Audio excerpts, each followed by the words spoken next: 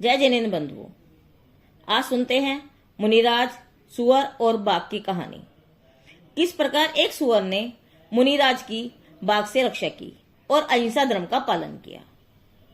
एक जंगल की एक रमणीक गुफा में एक भद्र परिणामी सुअर रहता था। उस जंगल में एक बाघ भी रहता था।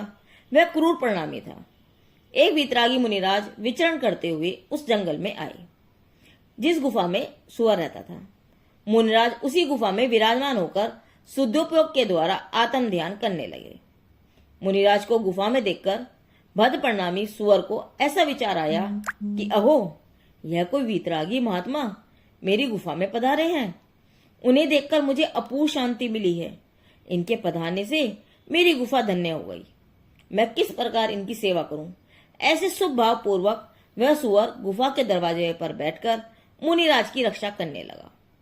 उसी समय गुफा के पास आते हुए बाघ को ऐसा अशुभ भाव आया कि मैं इस मनुष्य अर्थात मुनिराज को मारकर खा जाऊं।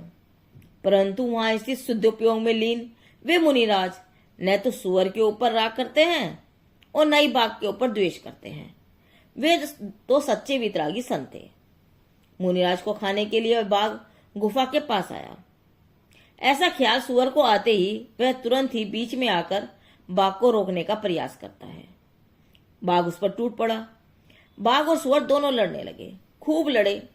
क्रूर बाघ के सामने भी सुअर ने बराबर की टक्कर ली। उसके मन में एक ही धुन थी कि प्राण देने पड़े तो मैं मुनिराज को बचाऊंगा। दोनों बहुत लड़े।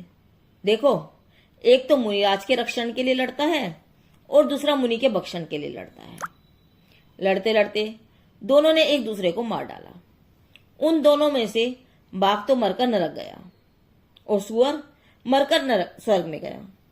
मुनिराज तो ध्यान में वीतराग भाव से विराज रहे और केवल ज्ञान प्रगटाकर पंचम गति अर्थात मोक्ष को प्राप्त हुए।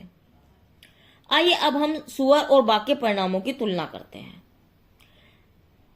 तब बाघ की अपेक्षा सुअर का भाव अच्छा दिखाई देता है तथा बाघ की अपेक्षा सुअर की हम प्रशंसा भी करते हैं। बाघ के द्वारा मुनि की हिंसा नहीं हुई, फिर भी बाघ को अपने क्रूर परिणाम के कारण हिंसा का पाप लगा और वह नरक गया।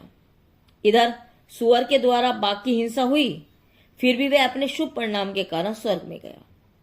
इसलिए मात बाह्य में जीवों का मरना या बचना यह हिंसा अहिंसा नहीं है, बल्कि जीवों के भाव के अनुसार ही जीव हिंसा और अहिंसा है। इस दृष्टांत में मुनि की हिंसा भले ही ना हुई हो तो भी बाघ द्वारा मुनि को मार डालने का हिंसक भाव को किसी भी प्रकार से अच्छा नहीं कहा जा सकता। मुनि को मारने की अपेक्षा मुनि को बचाने का राग भाव भी प्रशंसनीय कहा जाएगा। जब हम मुनिराज को भी साथ में रखकर विचार करते हैं तब हमें पता चलता है कि वीतराग भाव में विराजमान मुनिराज का भाव ही श्रेष्ठ भाव है और वही अत्यंत प्रशंसनीय है। भावों की अभिव्यक्ति ही जीवों को परिणामों की ओर ले जाती है।